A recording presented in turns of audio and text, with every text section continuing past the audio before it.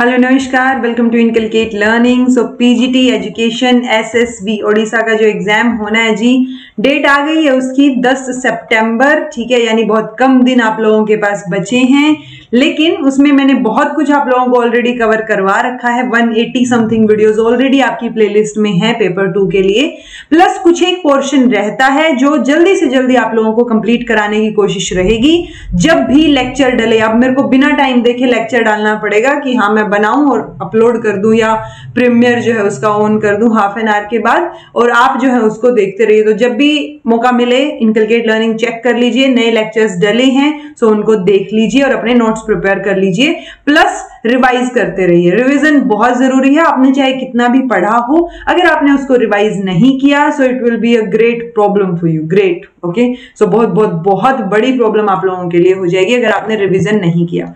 कुछ स्टूडेंट्स ने मुझे इन्फॉर्म किया, 5 से 6 स्टूडेंट्स के मेल आए, उनको भी मैंने यही बोला कि चलो थैंक यू इन्फॉर्म करने के लिए, प्लस रिवीजन अपनी अपनी पेस के हिसाब से करते रहिए। रिवीजन बहुत जरूरी है। कंपैरेटिव एजुकेशन का टॉपिक हम कवर कर रहे हैं। बेसिक जो है उस कंपैरेटिव एजुकेशन होता क्या है वो सब हमने लास्ट लेक्चर में डिस्कस किया था। आज हम बात करेंगे फेजेस ऑफ कंपैरेटिव एजुकेशन। जब मैं फेज बोल रही हूं दैट मीन्स, मैं बोल रही थी ना कि कंपैरेटिव एजुकेशन जो है वो अपने आप में ही एक डिसिप्लिन है।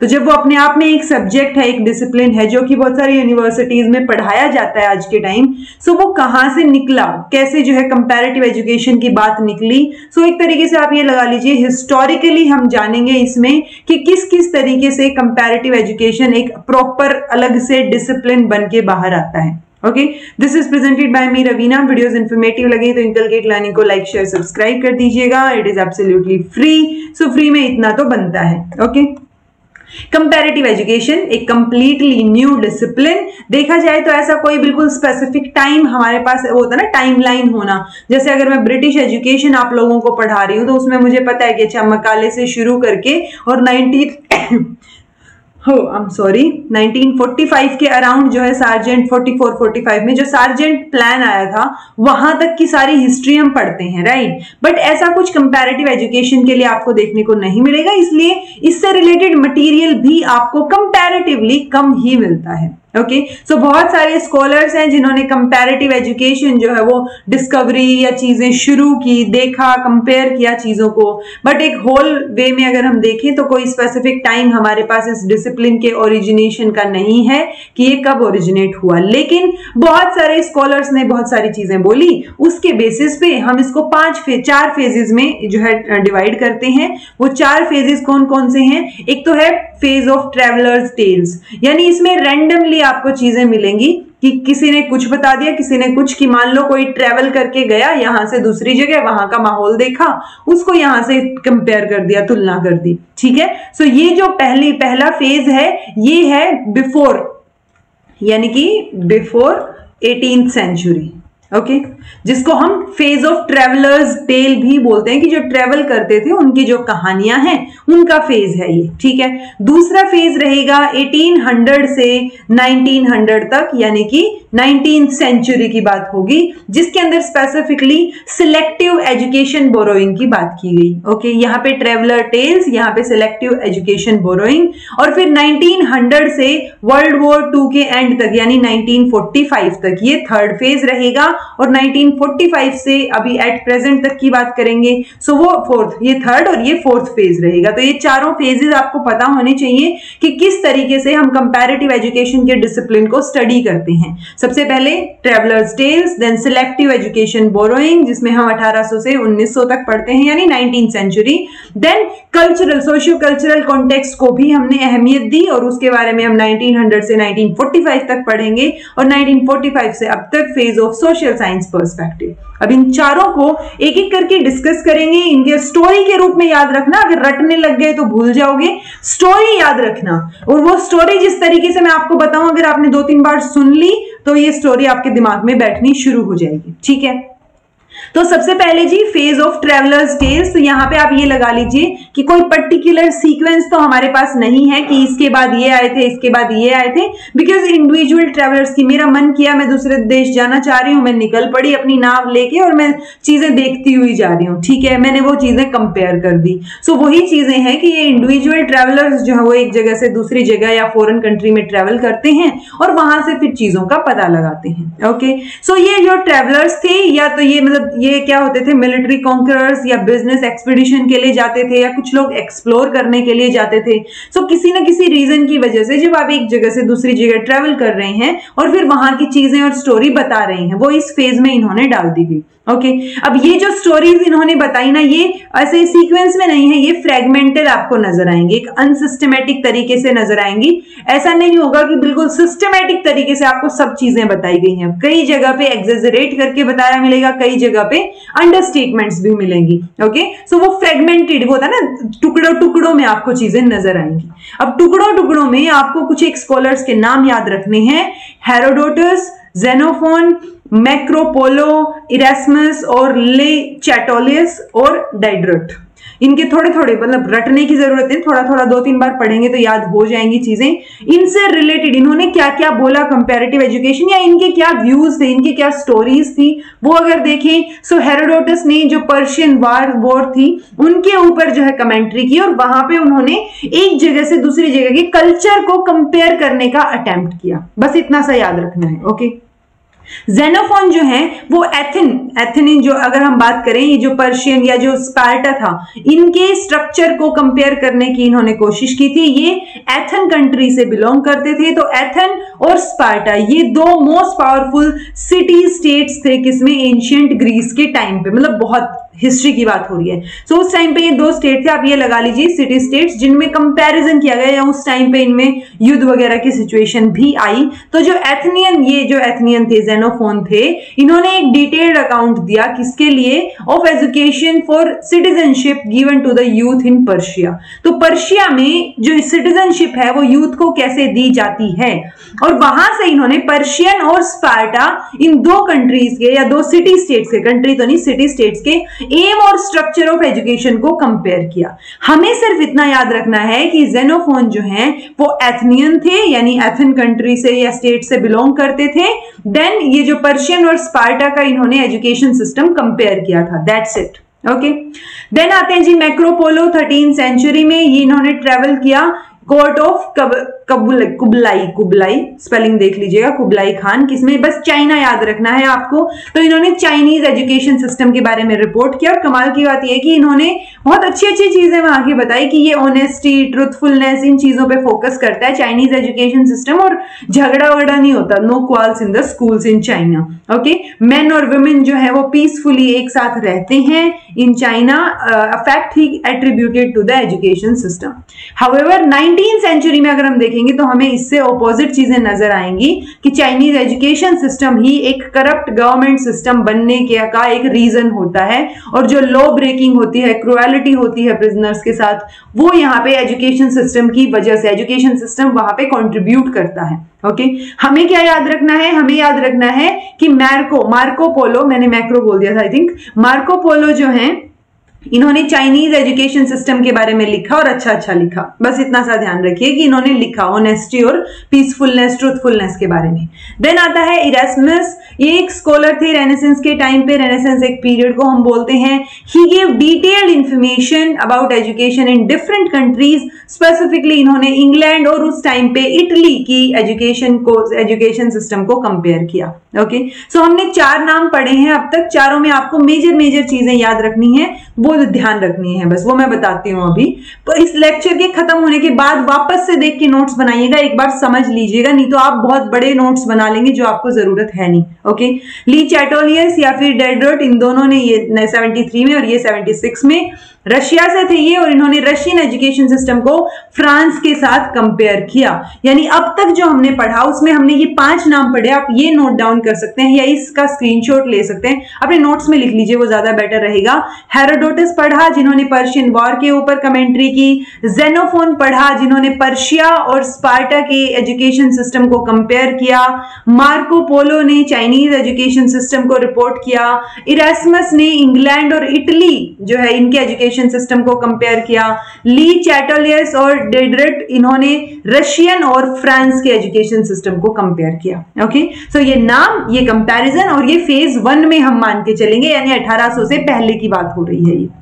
अब 1800 से पहले तो और भी चीजें आती है ना, तो 13 से 15 सेंचुरी की अगर बात करें, तो जो ट्रेवल करते थे ना, मतलब ये मानते थे कि जितनी दूर आप, जो ट्रेवलर की लेंथ रहेगी वो उसके कंपैरिजन में वो ज्यादा कॉम्प्रिहेंसिव रहेगा कैरेक्टर में, कि आप जितनी दूर ट्रेवल करके गए उतना ज्यादा कॉम्प्रिहेंसिव रहेंगी वो चीजें।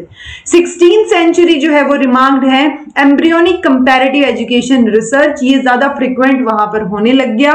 और अब यहाँ पे जो है राइटिंग्स भी थी, जो ट्रेवल कर रहे थे स्कॉलर्स एक देश से दूसरे देश में भेजे भी जाते थे ताकि वो दूसरे देश के कंट्री के बारे में, मतलब कंट्री के बारे में, एजुकेशन सिस्टम के बारे में हमें पता करके बताएं।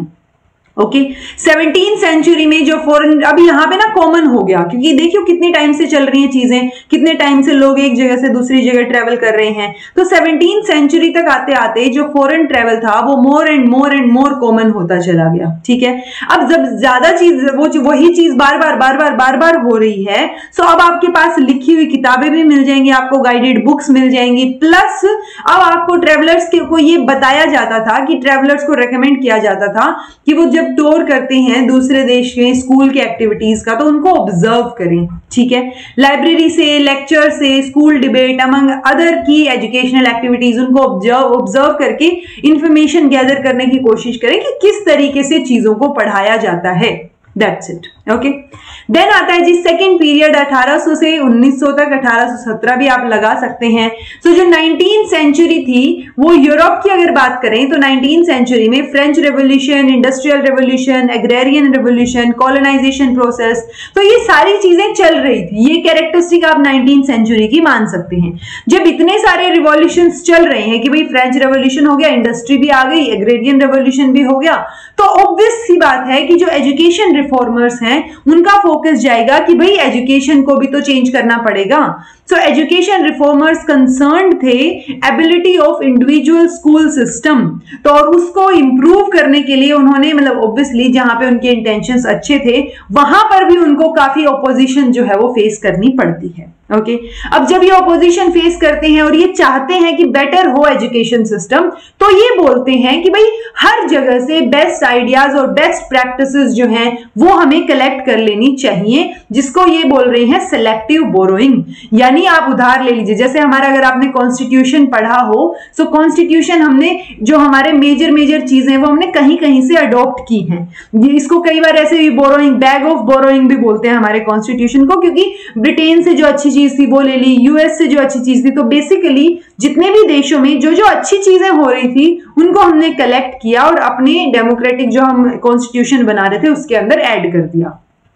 वही चीज यहां पर रही, ये इसीलिए इसको सिलेक्टिव एजुकेशन बोरोइंग का फेज बोलते हैं, क्योंकि हम सिलेक्टिवली ये देखेंगे कि बाहर की जो चीजें हो रही है बाहर के देशों में, वहां पर एजुकेशन सिस्टम में क्या चीजें बढ़िया हैं, क्या बेहतर है, और वो चीजें हम ले लेंगे, उसमें हमें शर्म नहीं आनी चाहिए, ताकि मोर सिस्टमैटिक तरीके से हम चीजों को, डाटा को कलेक्ट कर सकें। ठीक है, तो इसीलिए इसको सिलेक्टिव बोरोइंग का फेज बोलते हैं। इसमें भी कुछ एक जो है 3-4 आप याद रख सकते हैं स्कॉलर्स, जैसे विक्टर कजन, ये फ्रांस में रहते थे जब यूरोप जो है वो वहां पे नेपोलियनिक वॉर के बाद, यानी नेपोलियन के जो युद्ध हुए थे उसके बाद जो है यूरोप एक क्योस में चल रहा था, उस टाइम पे ये फ्रांस में रह रहे थे विक्टर जो है। ठीक है, तो ये फिलोसफी के प्रोफेसर थे, फ्रांस नॉर्मल स्कूल के ये हेड थे। इन्होंने जब नेपोलियन वॉर खत्म हो गई उसके बाद इनको लगा कि भाई फ्रांस में रिफॉर्म्स की जरूरत है एजुकेशन सिस्टम में, तो इन्होंने प्रूशिया को विजिट किया और वहां पे चीजें देखी, इनको वो चीजें सही लगी, तो इन्होंने 1813 में ये लिखा, एक रिपोर्ट लिखी और रेकमेंड किया selective education borrowing from Prussian experiences. So वहां से आप चीजें उठा लीजिए, ऐसा इन्होंने कहा।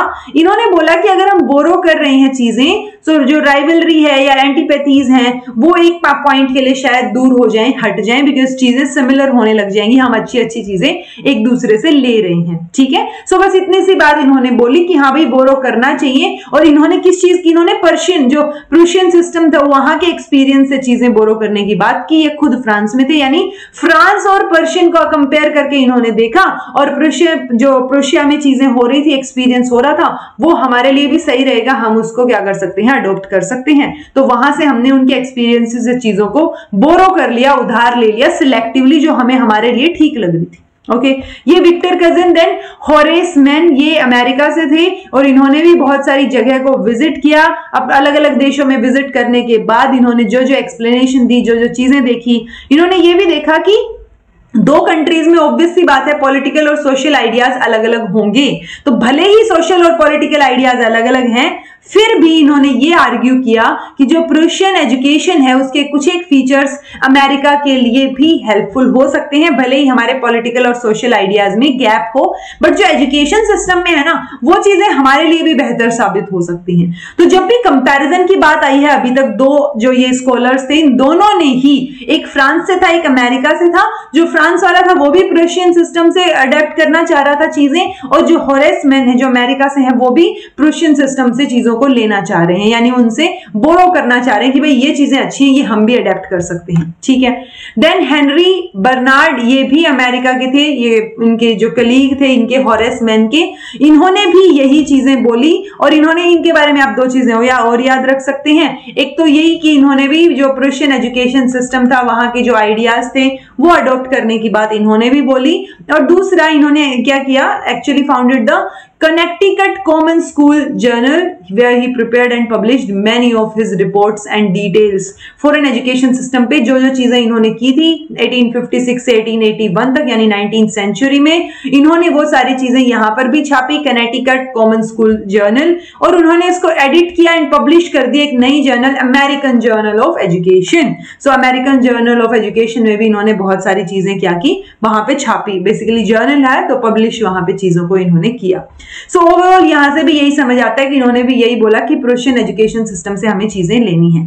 सो बेसिकली जो विक्टर हमने पढ़े ऊपर, देन होरेस पढ़े, देन हेनरी पढ़े, इन सब ने ही, तीनों ने ही अब तक प्रूशियन सिस्टम से, विक्टर फ्रांस से थे, ये दोनों अमेरिका से थे, और इन तीनों ने ही बोला कि प्रूशियन सिस्टम से हम चीजें बोरो कर सकते हैं सिलेक्टिवली। ओके, केडी यूशिंस्काई, ये रशिया से थे जी, इन्होंने भी ऑब्वियसली बहुत सारी जगह पे विजिट किया, चीजें देखी, कंट्रीज को विजिट किया, एंड इन्होंने एक चीज बताई कि नेशनल डिफरेंसेस एग्जिस्ट करते हैं। तो वो नेशनल डिफरेंसेस जो एग्जिस्ट कर रहे हैं हमें उनको भी एक्नॉलेज करना चाहिए, हमें सेम चीजें ढूंढ के उनको अडेप्ट करने की बजाय हमें नेशनल डिफरेंसेस को एक्नॉलेज करना पड़ेगा, जिसकी वजह से इन्होंने non transferability of national traditions इनकी बात की कि नेशनल ट्रेडिशंस हमें ट्रांसफर नहीं करने हैं, बिकॉज नेशनल ट्रेडिशंस ट्रांसफर हुए तो वो एजुकेशन को भी अफेक्ट करेंगे। Okay, He suggested the possible transfer of general schemes across national boundaries। तो इन्होंने ट्रांसफर की बात तो की, यानी बोरोइंग की बात तो की, लेकिन जनरल स्कीम्स की बात की ना वहां की ट्रेडिशन को ही हम अपना लें, ऐसी कोई बात इन्होंने नहीं की। सो ये रशिया से, तो हमने 4 पढ़े हैं इसके अंदर। जो हमारा सेकेंड फेज था, Victor, Horace, Henry and then KD Ushinsky. जो विक्टर हैं वो फ्रांस से थे, हेनरी और होरेस जो हैं वो अमेरिका से थे, और केडी जो हैं वो रशिया से थे, और सबने ही कंपैरिजंस जो है वो किए हैं। इसलिए हमें समझ आता है कि हम सिलेक्टिवली बोरो करना चाह रहे हैं वहां की बेटर एजुकेशन चीजों को अपने लिए। ओके, देन आता है थर्ड फेज 1900 से 1945, जिसको हम 1900 से to the end of world war 2 भी बोल देते हैं, या phase of concern for cultural context, क्योंकि यहाँ पे कल्चरल कॉन्टेक्स्ट को भी मद्देनजर रखा गया। ठीक है, तो जैसे आपने देखा जो हमने पहला फेज पढ़ा था उसमें 5 स्कॉलर्स थे जिनके नाम आपको ध्यान रखने हैं। सेकंड फेज में 4 स्कॉलर्स थे। थर्ड फेज में आपको 2 स्कॉलर्स नजर आएंगे, एक माइकल सैडलर और एक आइजैक कैंडल। इन दोनों के बारे में थोड़ा पता होना चाहिए। माइकल सैडलर की बात करेंगे तो ये इंग्लैंड से थे, इन्होंने भी वही एजुकेशन सिस्टम को नोटिस किया, चीजों को देखा, तब जाके इन्होंने एक चीज बोली कि एजुकेशन और सोसाइटी एक दूसरे से क्लोजली रिलेटेड है, और स्कूल्स जो हैं उनको जब हम पढ़ रहे हैं उनके के बारे में स्टडी कर रहे हैं तो सोसाइटी का कॉन्टेक्स्ट भी देखना चाहिए। अब कहीं पे कोई युद्ध हुआ है, कुछ चीजें हुई हैं, तो वो सारी चीजें उसके एजुकेशन सिस्टम को पे भी तो इम्पैक्ट डालेंगी ना। तो हमें सोसाइटी और एजुकेशन को, मतलब स्कूल्स को एक साथ पढ़ना पड़ेगा, स्टडी करना पड़ेगा। हम एजुकेशन और सोसाइटी को सेपरेट नहीं कर सकते, क्योंकि वहां पे कोई हम बोलते हैं ना एजुकेशन या स्कूल को हम मिनिएचर सोसाइटी बोलते हैं, मिनिएचर फॉर्म ऑफ सोसाइटी। सो वही चीज यहां पर भी झलक के आती है और ये बोलते हैं कि हमें कल्चरल कॉन्टेक्स्ट पर भी फोकस करना है। उन्होंने फर्दर स्टेट किया कि कंपैरिजंस जो हैं वो सिर्फ स्टैट को देख के या डाटा को देख के हम कंपेयर नहीं कर सकते, हमें सोशल, पॉलिटिकल, इकोनॉमिक और अदर फैक्टर्स को भी मद्देनजर रखना पड़ेगा। नेशनल सिस्टम जो है किसी भी एजुकेशन का, नेशनल सिस्टम ऑफ एजुकेशन, वो एक लिविंग चीज है, मतलब चेंज होती रहेंगी चीजें उसके अंदर भी, नेशन में क्या हो रहा है उस बेसिस पे, ठीक है। तो इन्होंने स्पेशल एम्फेसिस दिया ट्रेनिंग पे, पार्ट्स उन पार्ट्स ऑफ ट्रेनिंग पे जो कि एक नेशनल कैरेक्टर जो है, पर्टिकुलरली नेशनल कैरेक्टर बनाने के लिए चाहिए होते हैं। ओके, सो ओवरऑल आप बस इतना याद रखिए, माइकल सैडलर फेज नंबर 3 में, और इन्होंने आर्ग्यू किया, इंग्लैंड से थे, इन्होंने आर्ग्यू किया कि सिर्फ स्टैट के बेसिस पे हमें स्कूल को या एजुकेशन को कंपेयर नहीं करना है, हमें स्कूल और सोसाइटी को साथ में स्टडी करना है, ठीक है। आइजैक कैंडल की बात करें तो इन्होंने, ये अमेरिका से थे, teachers college in Columbia university में ये पढ़ा रहे थे। ही पब्लिश्ड मैनी जर्नल्स, बहुत सारी बुक्स इन्होंने लिखी। 1933 में एक बुक लिखी इन्होंने, स्टडीज इन कंपैरेटिव एजुकेशन, जो कि बहुत लंबे टाइम तक एक स्टैंडर्ड टेक्स्ट बुक की तरह यूज भी की गई। 1954 में इन्होंने रिवाइज किया, पब्लिश किया एक पहला काम, और उसका टाइटल इन्होंने दिया the new era in education, a comparative study. So अगर कंपैरेटिव स्टडी वाले पोर्शन से आपके पास बुक्स के नाम आ गए तो ये नाम आपको थोड़े से ध्यान रखने पड़ेंगे कि अच्छा कौन सी बुक किसने लिखी है। सो मेजरली तो हमने आइजैक कैंडल की पढ़ी, तो इन दोनों का नाम याद रखिए। ओके, उनका मेन कंसर्न था कि फोर्स और फैक्टर्स जो कि किसी भी एजुकेशन सिस्टम को शेप करते हैं उनको हमें पढ़ना है। Okay, he sought to find out why events occurred when and as they did occur। तो कब होते हैं कोई भी इवेंट, क्यों होता है कोई इवेंट, या उसकी कैरेक्टरिस्टिक क्या है, मतलब कोई भी चीज क्यों घटित हो रही है। ओके, उन्होंने ये भी आर्ग्यू किया कि हर एक नेशन का अपना एक कैरेक्टर होता है जो कि किसका रिजल्ट होता है, उसकी हिस्ट्री और फिलोसफी का, कि आपने पीछे पास्ट में क्या चीजें देखी हैं। बिकॉज आप अपने पास्ट एक्सपीरियंसेस से ही तो बनते हैं जो बनते हैं, तो वैसे ही नेशन बनेगा, नेशन ने क्या चीजें पहले देखी हैं, तो उसकी हिस्ट्री और फिलोसफी के बेसिस पे हर एक नेशन का अपना एक कैरेक्टर होगा। ये जो कैरेक्टर है किसकी वजह से, ये मतलब इस कैरेक्टर का और स्कूल वाले जो कैरेक्टर का एक क्या रिलेशनशिप दिखाया गया है। He emphasized it should be studied, क्योंकि जो स्कूल का कैरेक्टर है वो हम तभी समझ पाएंगे जब हम नेशन का कैरेक्टर समझ पाएंगे। उन्होंने ये चीज भी बोली, आप स्कूल को नहीं समझ सकते अगर आप सोसाइटी को आउटसाइड कर देते हैं, यानी स्कूल और सोसाइटी को हमें साथ में पढ़ना पड़ेगा, तभी हम समझ पाएंगे चीजों को। और वही एस्पेक्ट आ जाता है कल्चरल एस्पेक्ट, की हमें सारी चीजों को मद्देनजर रखते हुए चीजों को देखना पड़ेगा। ओके, इन्होंने ये बोरोइंग में बिलीव नहीं करते थे, जो कि सेकंड फेज में बात हुई थी। तो थर्ड फेज वाले बोरोइंग में नहीं, कल्चरल कॉन्टेक्स्ट के ऊपर ज्यादा फोकस कर रहे हैं। ओके, सो बहुत सारे स्कॉलर्स और बहुत सारे इंडिविजुअल्स ने बहुत सारा इंटरेस्ट दिखाया कंपैरेटिव एजुकेशन में, इसीलिए बहुत सारी जगह पे नेशनल और इंटरनेशनल एजेंसीज भी बनी। उन्हीं में से एक है इंटरनेशनल ब्यूरो ऑफ एजुकेशन, जो कि जेनेवा में 1925 में एस्टैब्लिश किया गया था। ठीक है जी, तो ये याद रख सकते हैं ये कब एस्टैब्लिश हुआ था। देन बात आती है फोर्थ फेज की, जो कि 1945 से अब तक, उसमें एडमंड जे किंग, जो कि इंग्लैंड से थे, प्रोफेसर ऑफ एजुकेशन ये थे university of London Kings college में। इन्होंने निकोलस हंस की लेगेसी जो है, मतलब इनहेरिटेड द निकोलस हंस लेगेसी, जो कि किंग्स, वो भी क्या कहाँ थे, किंग्स कॉलेज में ही थे। ओके, इन्होंने भी कुछ किताबें लिखी जो आप याद रख सकते हैं, अदर स्कूल्स एंड आर्स, मतलब दूसरों के और हमारे स्कूल 1958 में, comparative studies and educational decisions, ये किसमें 1968 में। वो एडिटर जनरल एडिटर भी थे एक प्रेस के, जिसका नाम था सोसाइटी एंड स्कूल प्रोग्रेस। बहुत ज्यादा रटने की जरूरत नहीं है, बट आपको थोड़ा नाम से आप थोड़े वाकिफ हो, ताकि क्वेश्चन में अगर कहीं नाम नजर आ जाए एडमंड जे किंग का, तो आप कंफ्यूज ना हो कि भाई ये कहां पढ़ा था। ओके, उन्होंने एक चीज डिस्टिंग्विश की कि बिगिनर्स के लिए जब हम बात करते हैं कि कोई बिगिनिंग में कर रहा है कंपैरेटिव एजुकेशन के फील्ड में, सो वो स्टूडेंट्स के लिए क्या अप्रोप्रिएट रहेगा, उनको क्या पढ़ाया जाना चाहिए, क्या चीजें होनी चाहिए, और प्लस जिनका कुछ ना कुछ कंपैरेटिव एजुकेशन में एक बैकग्राउंड है, उनके लिए क्या चीजें अप्रोप्रिएट रहेंगी, देन जो रिसर्च वर्क में एंगेज्ड हैं उनके लिए कंपैरेटिव एजुकेशन से रिलेटेड क्या क्या चीजें अप्रोप्रिएट रहेंगी, इस चीज की बात इन्होंने की है। और यहां पर हमारे ये 4 फेजेस जो हैं वो कंप्लीट हो जाते हैं। सो अगर हम ओवरऑल देखेंगे ना, तो जो हमारा कंपैरेटिव एजुकेशन है, जिसकी कैरेक्टरिस्टिक की हेडिंग्स मैंने आपको लास्ट लेक्चर में भी बताई थी, तो कंपैरेटिव एजुकेशन का जो डिसिप्लिन है उसमें हम क्या पढ़ेंगे, उसमें हम यहां से बहुत सारी चीजें देखेंगे, जैसे एक्सप्लोजन ऑफ नॉलेज। तो नॉलेज बढ़ती जा रही है, ठीक है, बट वो चैलेंज ये है कि उसको डिसेमिनेट कैसे किया जाए, उसको एक जगह से दूसरी जगह कैसे स्प्रेड आउट किया जाए, कैसे पहुंचाया जाए। तो वो काम करेगा कंपैरेटिव एजुकेशन, जब हम एजुकेशन को, एक एजुकेशन सिस्टम को दूसरी जगह से कंपेयर करते हैं। Drive for knowledge world wide, तो एक कॉमन फिनोमिना है, मतलब वेयर एवरीबडी और एवरीवेयर, जहां पे भी एजुकेशन चाहिए सबको ना, सो वो एजुकेशन चाहिए डेवलप्ड और डेवलपिंग कंट्रीज हर किसी को। तो वो नॉलेज के लिए ड्राइव जो है वो बढ़ती जा रही है, हम कैसे डिसेमिनेट करेंगे वो चीजें हम कंपैरेटिव एजुकेशन में समझेंगे, सॉर्ट आउट करेंगे।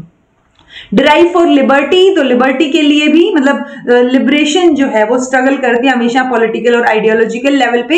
तो जो लिबर्टी है उसके लिए, उसके वजह से जो स्ट्रगल्स आ रहे होंगे वो भी हम कंपैरेटिव एजुकेशन में पढ़ेंगे। अर्बनाइजेशन, इंडस्ट्रियलाइजेशन की वजह से एजुकेशन पे बहुत इंपैक्ट पड़ेगा, वो हमें कंपेयर करके देखना है। पॉपुलेशन की वजह से, जैसे एक एग्जाम्पल इन्होंने दिया कि केनिया में 50% से ज्यादा पॉपुलेशन स्कूल गोइंग एज की है, यानी कि बाकी बची हुई 50% पॉपुलेशन, उसी में से जो है वर्किंग ग्रुप है, उसी में से हायर एजुकेशन में लोग हैं, उसी में से बाकी और जगह पे काम कर रहे हैं लोग। सो वो पॉइंट ये समझ आता है कि मतलब जो वर्क फोर्स है वो कम है, जिनको पढ़ाना है स्कूल में जो बच्चे हैं वो ज्यादा हैं, ठीक है। तो ये भी एक मतलब यहाँ पे भी एक जो है प्रॉब्लम निकल के आएगी कि मैनेज कैसे होंगी चीजें, ठीक है। सो increasing concern for quality education, quality education के लिए भी हमें चीज मतलब कंसर्न हो जाएगा ना, अगर पॉपुलेशन एक्सप्लोजन हो रहा है या अर्बनाइजेशन, इंडस्ट्रियलाइजेशन हो रहा है, सो कैसे हम क्वालिटी ऑफ एजुकेशन पे फोकस करेंगे। सो कंपैरेटिव एजुकेशनिस्ट जो हैं उनको इस चीज के ऊपर, जो ये इंटरनेशनल एजेंसीज हैं ये बुलाती हैं इस तरीके के एजुकेशनल चैलेंजेस को स्टडी करने के लिए, उनके ऊपर सॉल्यूशंस देने के लिए। तो कंपैरेटिव एजुकेशन में हम इन सारी, इसीलिए हम कैरेक्टरिस्टिक ऑफ कंपैरेटिव एजुकेशन इनको बोलते हैं कि इनकी वजह से फर्दर जो है हमें कंपैरेटिव एजुकेशन में चीजें या स्कोप हमें दिखता है कि हमें क्या क्या कवर करना है। ओके, ये 4 फेजेस की हमने बात की है। इन 4 फेजेस में इन नाम को आपको ध्यान रखना है, थोड़ा थोड़ा ध्यान रखिए किसने क्या चीजें बोली थी और किसने कौन सी बुक लिखी थी। ओके, यहां तक तो बहुत ही इजी हो गया। स्पेसिफिकली ये जो सिलेक्टिव बोरोइंग वाला है ये तो बहुत इजी है कि विक्टर जो है वो फ्रांस से थे, हॉरेस और जो हेनरी हैं वो अमेरिका से थे, और तीनों ने ही किस चीज की बात की, प्रूशियन एजुकेशन से आइडियाज लेने की बात की, बोरोइंग की बात की। केडी यूशिंस्काई ये कहां से थे मुझे कमेंट करके बताइएगा, आर से नाम शुरू है। ओके, चलिए जी, तो ये तो हमने पढ़ लिए। अगर प्रेजेंट डे की बात करें तो कंपैरेटिव एजुकेशन जो है वो बहुत सारी यूनिवर्सिटीज में कई जगह पे अंडर ग्रेजुएट और कई जगह पे पोस्ट आएगा, ये पोस्ट ग्रेजुएट लेवल पे पढ़ाई जाती है।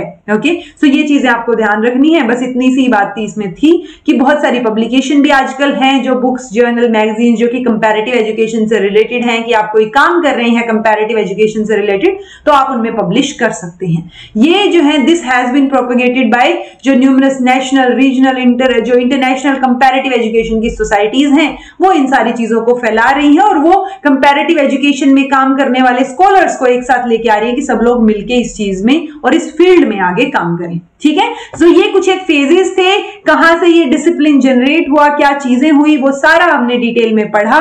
एक स्टोरी की तरह बताने की मैंने आपको कोशिश की, जहां जहां से इंपॉर्टेंट बताया है एटलीस्ट वो याद कर लीजिएगा, और बाकी एक दो बार आप और सुन लेंगे तो आपके दिमाग में वो चीजें ऑटोमेटिकली फिट बैठ जाएंगी। आप कॉन्सेप्चुअल या कोई क्वेश्चन आता है तो उसको सोल्व कर पाएंगे।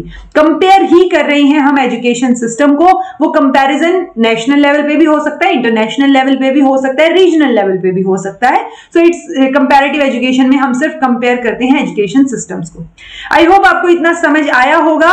समझ नहीं आया तो कमेंट करके पूछ लीजिएगा। आपका सिलेबस जल्दी कंप्लीट करवाने की कोशिश मैं कर रही हूं, टेंशन लेने की जरूरत नहीं है। कंसिस्टेंटली, अब तो कम से कम कंसिस्टेंट रहिए सब लोग, और जैसे ही लेक्चर डले उसको देख लीजिए, बिकॉज बहुत सारे लेक्चर्स ऑलरेडी हो चुके हैं। जो अब जागे हैं, जो अब देखना शुरू करेंगे, उनके लिए तो बहुत मुश्किल हो जाएगा। इसलिए बस लगे रहिए जब तक आपका एग्जाम नहीं आ जाता, and be consistent, be happy, keep smiling, subscribe to Inculcate Learning, and be consistent in your efforts.